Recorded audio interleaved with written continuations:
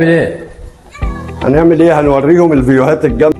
لو جيت بصيت على الفيو، انت جنب الجامع، جنب عربية ويك، جنب الاربع مولات، فيو ما اعتقدش في حد يرفضه.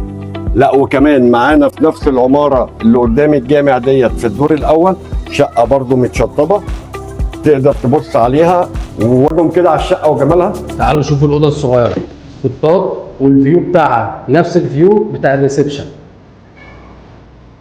شوف الفيو بتاع الأوضة الصغيرة.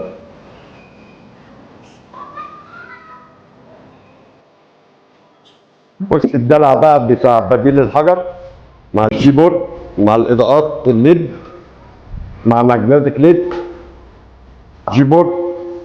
تعالي بص كده اوريهم المطبخ تحفه.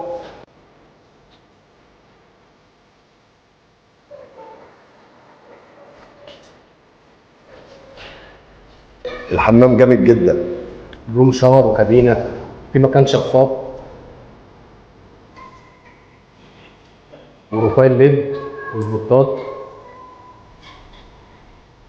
خش شوف الأوضة الكبيرة الماستر بتاع البلاد. حته 3 متر وربع في 4 متر وربع، يعني تاخد اوضه مرتاحه معاك قوي، عباره عن سرير واثنين كومودينو ودولاب. ركزوا لاي تفاصيل اتصلوا على الارقام اللي هنسيبها لكم في الكومنت.